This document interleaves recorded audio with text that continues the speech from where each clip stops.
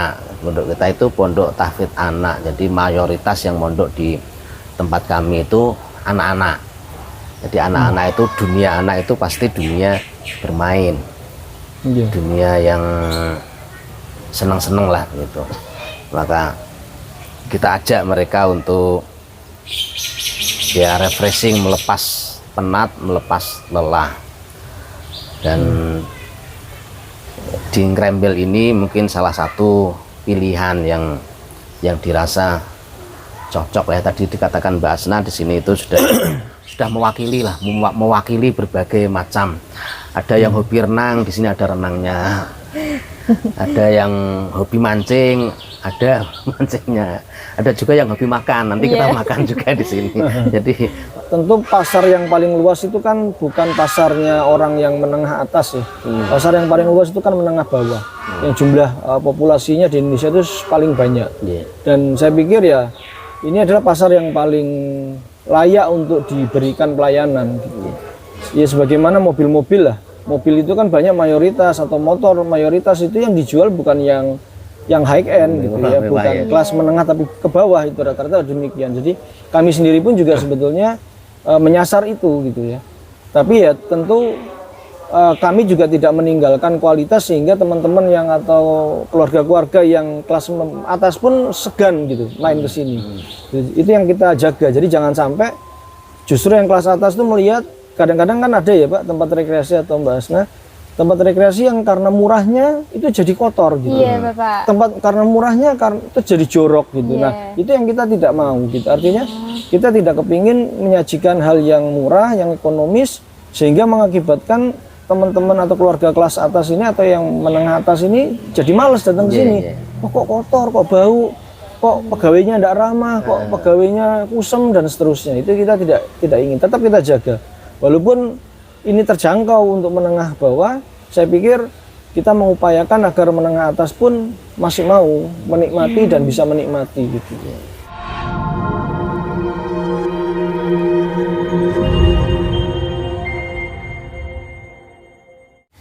Assalamualaikum warahmatullahi wabarakatuh. Waalaikumsalam warahmatullahi wabarakatuh. Welcome back to channel Sahabat Santri Mengabdi. Apa kabar hari ini para sahabat yang ada di rumah, baik dimanapun berada? Alhamdulillah setelah sekian lama kita tidak mengadakan bincang-bincang santai ya, karena mungkin beberapa bulan yang lalu kita sudah tidak mengadakan bincang-bincang santai. Nah, kali ini saya perdana ada di channel Sahabat Santri Mengabdi. Izinkan saya untuk memperkenalkan diri. Perkenalkan, saya Hasna Ibatisama, ya ini sebagai host yang akan menemani bincang-bincang kali ini selama beberapa menit ke depan. Alhamdulillah bisa dikatakan kali ini sedikit berbeda ya Bapak Abi, karena biasanya kita itu melakukan podcastnya itu di studio di pondok. Tapi kali ini kita Masya Allah bisa melihat sambil melihat pemandangan yang Masya Allah indah ini. Kebetulan kalau misal sahabat-sahabat santri belum tahu, ada yang tahu kita di mana? Kita sekarang lagi di wisata Ngrembel Asri, yang tepatnya berada di Jalan Raya Manyaran Gunung Pati, Kota Semarang, Jawa Tengah. Mungkin sebagian sahabat pernah nggak asing ya dengan wisata ini, karena wisata ini merupakan wisata yang cukup terkenal ya Pak. Bahkan saya pun sudah sering mendengar, tetapi baru pertama kali saya ke sini. Nah, kemudian jadi saya izin memberi first impression ya Bapak ketika saya masuk ke tempat ini. Jadi awal masuk tadi, alhamdulillah kita nggak sendirian Pak di sini. Kita ditemani bersama rombongan anak-anak santri dari Pondok Pesantren Tahfidz Anak Darul Ilmi. Tadi sebelumnya kita ziarah dulu, terus baru ke sini. Nah itu ketika saya melihat anak-anak masuk itu udah kayak nggak sabaran gitu Bapak. Kalau ingin cepat-cepat masuk. Kemudian setelah anak-anak masuk, kita disambut sama hewan-hewan tadi Bapak, dan anak-anak pun langsung ingin kepo mereka. Kemudian setelah saya masuk ternyata tempat ini Masya Allah luas sekali ya Bapak. Alhamdulillah. Luas sekali dan ternyata tidak ada kolam renang saja, tetapi ada tempat pemancingan, kemudian ada hewan-hewan, kemudian banyak tempat-tempat seperti ini yang bisa dijadikan tempat santai gitu ya Bapak. Nah, karena saya ingin mengulas lebih dalam tentang wisata ini, kali ini saya tidak sendirian, saya ditemani oleh Bapak Muhammad Amin Al-Hafidz sebagai pengasuh Pondok Pesantren Tahfidz Anak Darul Ilmi yang tepatnya berada di Mangunharjo, Tembalang, Semarang. Kemudian dan tak lupa juga kita kedatangan tamu yang spesial yaitu Bapak Heru Willy sebagai owner dari wisata Ngerembel Asri Semarang. Apa kabar Bapak? Alhamdulillah. Alhamdulillah sehat. Nah ini kan niku Bapak, karena biasanya itu anak-anak santri itu tuh liburannya mungkin diadakannya tidak setiap minggu ya, setiap bulan. Nah itu saya ingin bertanya kepada Abi, apa alasan Abi itu mengadakan liburan ini? Karena kan biasanya anak-anak 1 bulan sekali itu ada sambangan, tapi nggak ada sambangan diganti dengan liburan ini. Dan kenapa Abi itu memutuskan untuk liburan di sini di antara banyaknya pilihan wisata di Semarang? Ya, terima kasih Mbak Asna. Sebelumnya Assalamualaikum warahmatullahi wabarakatuh. Assalamualaikum Pak Heru. Waalaikumsalam. Nah, terima kasih. Sebenarnya kita itu yang tamu. Kita yang tamu. Ini memang salah satu program dari Pondok Pesantren Tahfidz Anak Darul Ilmi. Jadi kita ketahui bahwa santri-santri itu hampir 24 jam itu berkegiatan yang semi serius gitu. Ya mengaji, ya belajar, ya pokoknya serius lah. Nah, makanya untuk mengimbangi otak mereka kita ada program refreshing. Biasanya seminggu sekali ada hari Ahad, itu hari senang-senang untuk mereka. Nah, kemudian secara berkala mungkin 1 tahun sekali atau berapa waktu sekali itu kita mengadakan yang keluar dari pondok.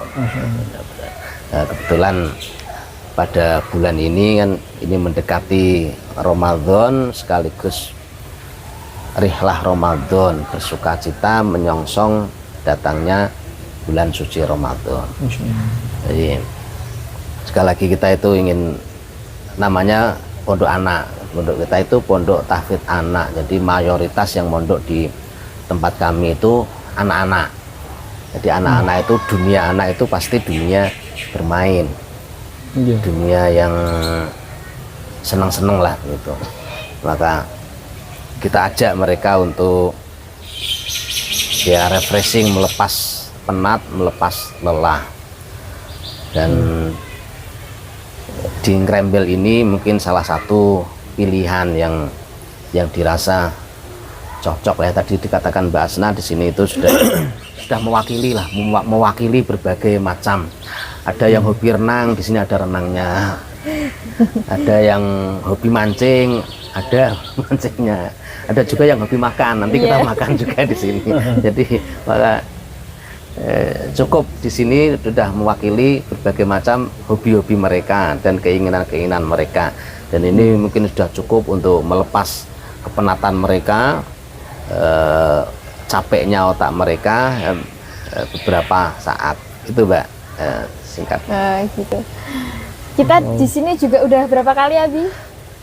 Kita beberapa kali di Ngerembel ini, tapi kita ketemu Pak Hirus mungkin baru kali ini, dan kita bikin acara juga baru kali ini. Mudah-mudahan bermanfaat lah untuk semuanya.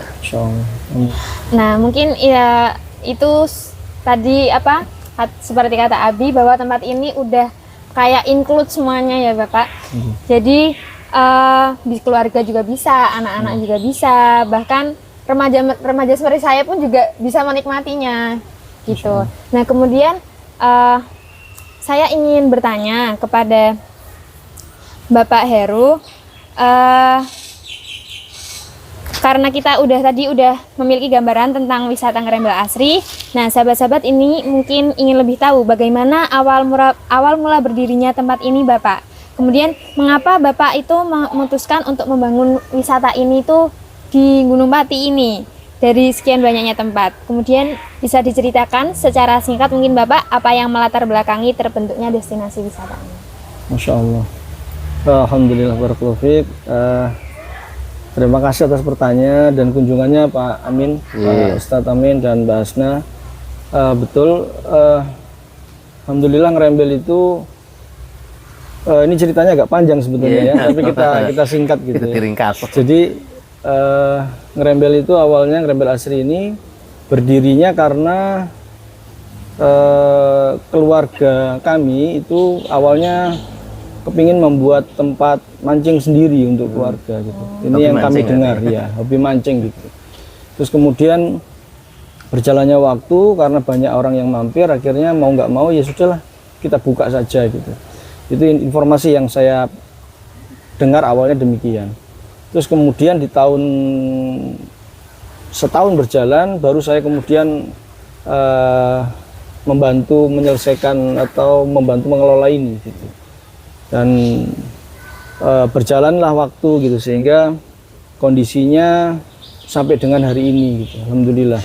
Jadi realisasi atau kondisi hari ini itu sesungguhnya hanya merealisasikan perkembangan atau kebutuhan customer aja gitu. Jadi alhamdulillah Allah mudahkan kita ya, kalau memberikan taufik pada kita untuk memenuhi itu semua gitu. Kurang lebih begitu sederhananya. Jadi awalnya hanya sekedar tempat pancing. Terus kemudian karena ada banyak kebutuhan ya, tamu kan datang berbagai macam. Nah, kita nyoba memenuhi kebutuhan itu, kita lihat berdasarkan ya itu tadi. Karena kan kasihan ya Pak ya. Jadi pada saat datang kok anaknya enggak main, maka mungkin kita kasih mainan gitu dan seterusnya. Kok ibunya enggak bisa belanja, maka kita kasih tempat belanja gitu. Seadanya berjalannya waktu gitu. Dari tahun sekitar awal itu berdiri tahun 2001 ya. 2001. Gitu, kurang lebih begitu singkatnya ya. Alhamdulillah sampai sekarang ya Pak. Alhamdulillah.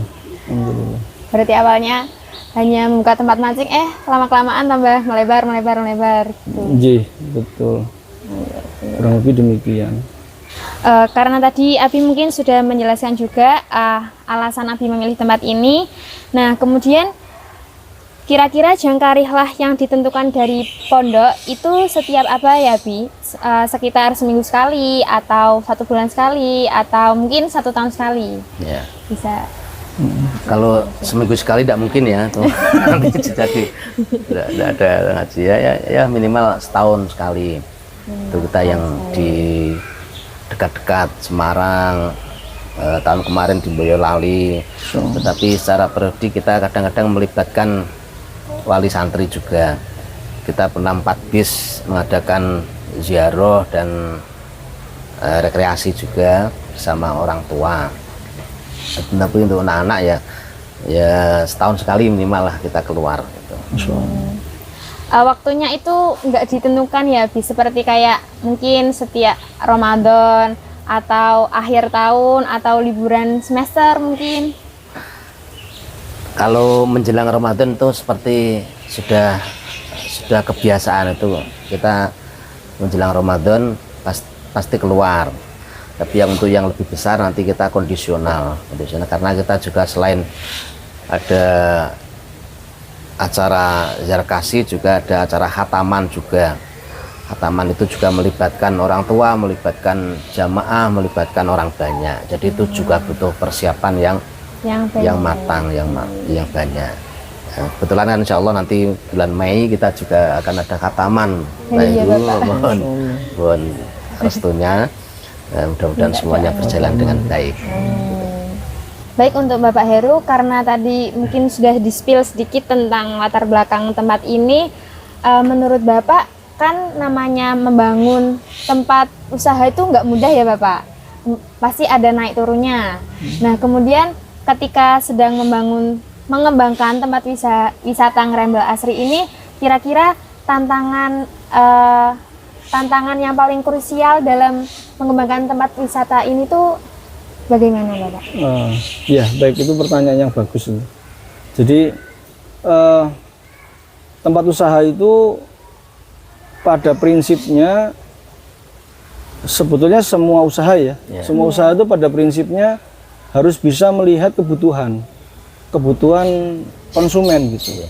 Itu pertama. Terus setelah kita mampu melihat apa sih sebetulnya yang dibutuhkan oleh konsumen kita hari ini, terus kemudian kita punya PR yang kedua, yaitu bagaimana menyajikan atau memenuhi kebutuhan itu dengan nilai-nilai yang punya nilai yang bermakna atau cukup bagi mereka gitu. Artinya worth it untuk dibeli atau worth it untuk digunakan layanannya gitu ya.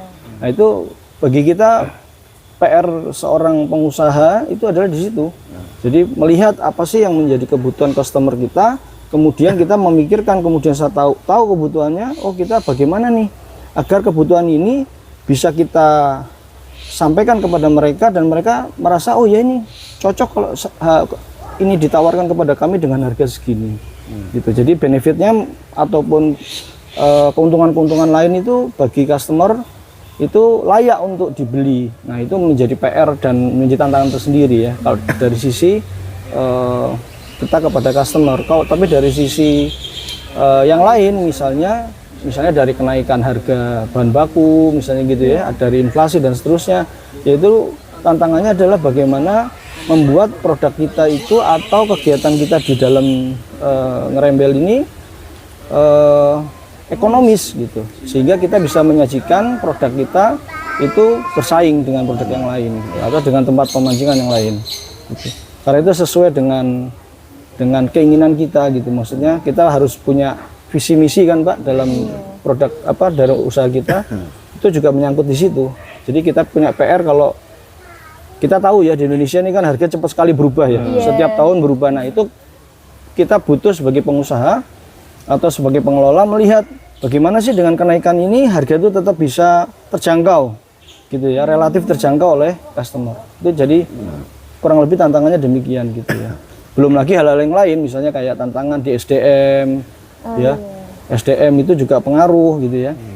Karena bagaimanapun hari ini secara jujur harus kita akui SDM yang kita jumpai hari ini itu juga menjadi isu sendiri gitu.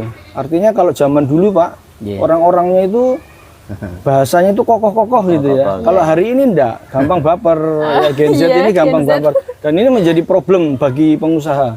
Jadi pengusaha itu punya masalah gitu. Pekerjaannya sebetulnya banyak, untuk lowongannya sebetulnya banyak, cuman orangnya tipikal Gen Z hari ini tuh tipikal yang pemilih, gampang utung dan seterusnya. Ini juga tantangan tersendiri bagi kita untuk mengelola itu. Ya kalau dibilang tantangan banyak ya kalau dulu, tapi kurang lebih seperti itu. Mama, gitu Mbak Rasna. Nah, kalau yang untuk karyawan Gen Z ini ya Pak, mungkin ini pemirsa sahabat-sahabat juga yang nonton para Gen Z ini, itu cara menanggulanginya bagaimana Pak? Ya betul, ini memang PR ya. Jadi di Gen Z ini bagi kita memang butuh edukasi. Gitu ya, kita mengedukasi bahwa apa yang mereka terima hari ini sesungguhnya itu bukan hal yang bisa mereka jalani, tidak realistis sebetulnya kalau itu mau dijalani dengan pemahaman dan pakem mereka gitu, itu tidak realistis untuk dijalani. Mereka tidak akan bisa mendapatkan apa-apa sesungguhnya. Cuman cara kita menyampaikan ini kepada teman-teman Gen Z ini harus tepat, karena kalau kita tidak tepat dalam menyampaikan ini ya nanti kita dibilang kaku misalnya gitu ya, arogan misalnya gitu ya. Jadi betul-betul harus cari momentum yang tepat, harus kita punya kedekatan dengan mereka misalnya gitu ya. Ya caranya memang harus variatif kalau untuk Gen Z, dan perlu ekstra sabar ya saya pikir gitu. Ini kendalanya gitu, karena memang sudah ada selisih usia yang gapnya itu terlalu jauh gitu. Perubahannya hari ini tuh Gen Z cepat sekali. Jadi memang kita butuh sabar dan mengedukasi dengan cara yang cerdas gitu. Saya pikir begitu. Berarti tetap dirangkul gitu ya Pak ya? Ya harus. Kalau enggak kita akan kehilangan generasi. Gitu. Ya kan gitu. Kalau enggak kita akan kehilangan generasi. Gitu. Itu satu keharusan dan yang memang harus ditempuh lah, gampangnya Iya. begitu, harus ditempuh. Berarti alhamdulillah rata-rata di sini pekerja di sini itu karyawannya usia sekitar berapa Bapak? Ya kalau regulasi pemerintah sesungguhnya kan itu di atas 17 tahun saya, kalau tidak keliru ya, kalau belum berubah. 17 tahun itu mereka baru boleh bekerja gitu. Cuman beberapa hal ya juga ada yang lebih muda daripada itu, yang orang-orang yang mungkin kesulitan secara ekonomi dan pembelajaran. Jadi kalau di tempat kita ini kan selain mendapatkan uang, tapi kan mereka juga diberikan semacam pelatihan, Mbak. Jadi harapannya mereka tahu dunia kuliner, mereka tahu dunia administrasi itu. Jadi mereka tahu itu, harapannya mereka itu kerja di sini nggak cuma dapat uang, tapi dapat juga pengalaman dan semacam kayak sertifikat gitu. Ya, Kita berikan sertifikat pernah bekerja di sini sekian tahun gitu, selama periodik sebagai part time gitu, misalnya begitu. Mungkin bisa bekal yang untuk ke yang lain. Betul, tempat yang lain, bahwa rekomendasi dari kita itu, oh ini pernah kerja di sini sebagai part time sekian tahun, sehingga harapannya ada dengan ini poinnya ya. ada poinnya gitu, sehingga nggak polos sekali gitu loh Pak Patun, daftar itu tempat lain itu nggak polos bahwa oh orang ini sudah bisa melakukan kegiatan kuliner gitu kan, misalnya gitu, atau office boy misalnya gitu, hal yang seperti itu kita masukkan ke dalam sertifikatnya gitu. Jadi menarik sekali ya sahabat-sahabat, setelah kita menyimak pembahasan ini tantangan pengembangan usaha wisata Ngerembel Asri. Kemudian karena kita ini kan dari lembaga yang berbeda ya Bapak. Abi dari lembaga, bisa dibilang lembaga pendidikan. Nah kemudian sama halnya dengan Bapak Heru, mungkin apakah Abi juga punya kendala tantangan seperti ketika dalam proses membangun pondok pesantren, bisa dari santrinya atau proses membangunnya, seperti itu Abi? Ya, sepakat dengan Pak Heru tadi, semua bidang usaha itu pasti ada tantangannya. Justru kalau tidak ada tantangannya itu tidak akan maju, gitu Pak ya. Dan stagnan, berhenti aja. Kalau Pak Heru tadi menyebutkan tantangan-tantangan di pondok pesantren pun banyak sekali tantangan-tantangan. Adalah tantangan-tantangan dari dalam ataupun dari luar. Yang penting tantangan itu semuanya bisa kita jadikan pengalaman, pelajaran, membuat kita semakin introspeksi, semakin dewasa dan semakin baiklah, harapannya seperti itu. Saya buat satu contoh kecil saja. Kita itu pondok anak-anak, mayoritas yang pondok anak-anak. Dulu santri-santri kita sholat jamaah itu di masjid semua, 5 waktu di masjid, zuhur, asar, maghrib, isya, subuh, itu di masjid. Ternyata di masjid itu terutama maghrib, isya itu kumpul dengan anak-anak kampung. Sering ada kejadian lah, gelutan dengan anak kampung, bentrokan dengan anak kampung, sehingga kemudian itu kita evaluasi. Sekarang kita putuskan anak-anak santri itu jamaah di masjid itu hanya subuh. Kenapa dipilih subuh? Subuh itu biasanya ya anak-anak kampung itu belum pada bangun, sehingga relatif anak-anak itu aman. Kemudian subuh itu memang yang untuk main-main, untuk itu masih agak ngantuk-ngantuk begitu, jadi relatif tenang. Kemudian jamaah-jamaah yang lain kita berjamaah di pondok begitu. Itu hanya contoh kecil. Yang lain tetap banyak. Pak Heru juga banyak, kita juga banyak, semua banyak. Maka memang pesan kita, apapun hidup di dunia itu penuh tantangan, penuh dengan berbagai macam hal, maka harus dihadapi dengan baik gitu. Baik Abi, terima kasih penjelasannya. Kemudian setelah Bapak Heru tadi menjelaskan beberapa tantangan, tentu saja kan pasti ada kayak sebuah visi atau misi buat pegangan agar bisa menghadapi tantangan-tantangan itu Bapak. Nah, apakah wisata Ngerembel Asri ini memiliki visi misi yang kuat untuk bisa menghadapi segala kendala itu tadi? Bisa dijelaskan sedikit? Baik, Saya pikir visi dan misi itu kan satu hal yang bisa kita bedakan ya antara formil dan tidak formil gitu ya. Artinya kalau dari sisi mungkin hanya ADART atau aturan perusahaan itu ya jelas gitu ya. Secara formalitas akan ditulis begini kadang-kadang itu tidak tercapai. Tapi di tempat kami itu jelas bahwa kita punya visi dan misi itu yang pertama memberikan kebaikan kepada lingkungan ya yang di sekitar kita. Kemudian berlanjut kepada pemilik, kepada pegawai gitu ya. Terus kemudian kita ingin menyajikan ya produk-produk atau tempat-tempat permainan yang sifatnya itu relatif murah, ya, sehat dan edukatif gitu, kepada masyarakat. Harapannya itu tadi semua orang berhak untuk belajar gitu ya, semua orang berhak untuk bahagia kan begitu ya. Tidak hanya nyun sewu, tidak hanya yang kaya saja yang bisa bahagia, tapi yang secara kemampuan finansial itu mungkin sedikit kurang, itu juga bisa merasakan kebahagiaan yang relatif sama gitu. Nah, ini yang menjadi visi misi kita gitu ya. Jadi menyajikan hal-hal yang sehat, hal-hal yang edukatif gitu ya bagi anak-anak dan tentunya relatif murah gitu. Begitu. Alhamdulillah ya, berarti teman-teman ya seperti kata Bapak Heru, nggak hanya kelas atas yang dapat menikmati, tapi semua kalangan pun bisa. Dan itu menurut saya menjadi tujuan yang mulia Bapak. Dan alhamdulillah mungkin karena visi misi tersebut tempat ini sampai sekarang masih bisa dibilang ramai ya Bapak ya. Alhamdulillah. Alhamdulillah. Di tempat wisata Ngerembel Asri ini memiliki target utama yang menjadi konsumen untuk mengunjungi tempat ini Bapak. Ya, secara umum kita memang tidak pernah memilah-milah gitu ya. Secara umum seperti itu, tapi tentu pasar yang paling luas itu kan bukan pasarnya orang yang menengah atas ya. Pasar yang paling luas itu kan menengah bawah. Yang jumlah populasinya di Indonesia itu paling banyak. Dan saya pikir ya ini adalah pasar yang paling layak untuk diberikan pelayanan gitu. Ya sebagaimana mobil-mobil lah. Mobil itu kan banyak mayoritas atau motor mayoritas itu yang dijual bukan yang high end gitu ya, bukan kelas menengah tapi ke bawah, itu rata-rata demikian. Jadi kami sendiri pun juga sebetulnya menyasar itu gitu ya. Tapi ya tentu kami juga tidak meninggalkan kualitas sehingga teman-teman yang atau keluarga-keluarga yang kelas atas pun segan gitu main ke sini.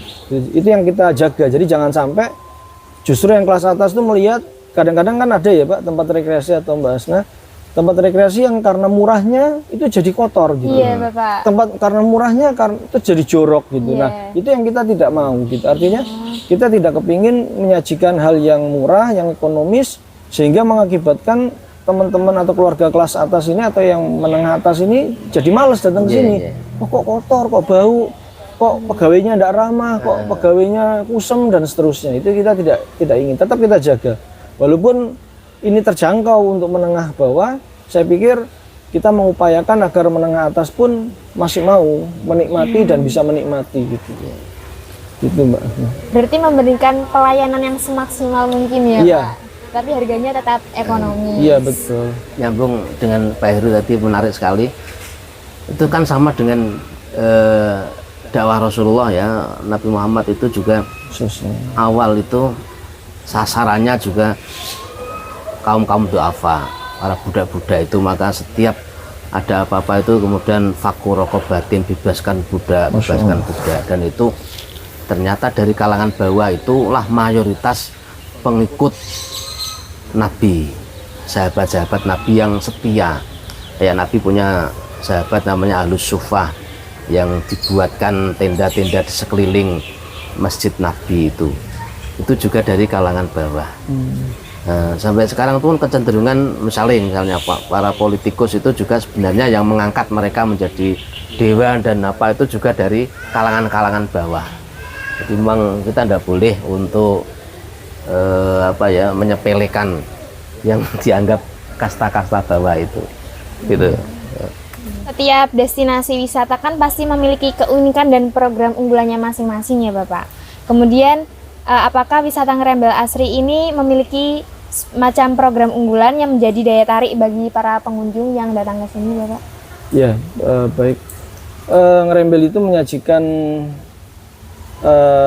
tempat wisata itu bukan tempat wisata yang hanya khusus dewasa gitu ya, khusus anak-anak gitu ya, khusus bapak-bapak atau ibu-ibu, enggak, tapi kita mencoba menyajikan di Ngerembel ini tempat wisata yang one stop gitu. One stop maksudnya begitu mampir ke sini semuanya relatif tersedia. Ibu-ibunya ya bisa blonjo gitu ya, bapak-bapaknya juga bisa mau berpetualang, pemudanya mau berpetualang misalnya gitu ya, anak-anaknya mau having fun.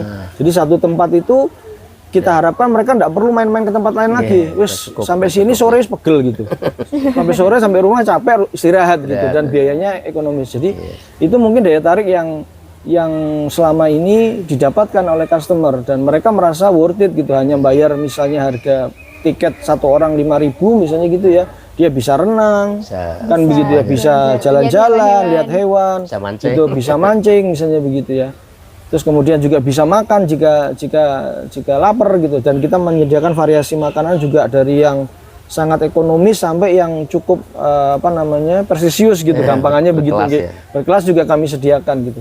Jadi itu mungkin yang salah satu daya tarik bagi customer ya, dari konsumen kita, sehingga merasa ya tempat ini layaklah dikunjungi gitu. Itu yang kami dengar sih Pak, dan kami upayakan gitu.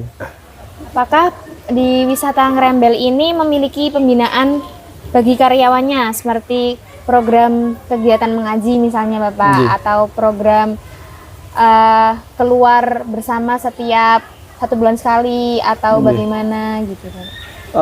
Kalau program mengaji itu memang sebagai keharusan ya di tempat kami gitu ya. Artinya kebetulan ya qadarullah yang mendaftar di tempat kami itu ya mayoritas karyawannya muslim gitu. Walaupun kita tidak pernah membatasi karyawan itu harus Islam semua itu, muslim enggak, kita tidak membatasi itu, tapi kebetulan karena mayoritas mungkin masyarakat Indonesia itu Islam, jadi karyawan yang daftar juga muslim gitu ya. Bagi yang beragama Islam itu memang kita ada program membaca Quran ya Pak, memperbaiki bacaan gitu, karena ternyata karyawan-karyawan kita itu banyak yang belum bisa baca Quran gitu. Nah, kami memang tidak nyuruh sholat duha gitu ya, karena buat apa sholat duha kalau juga nggak bisa baca Quran.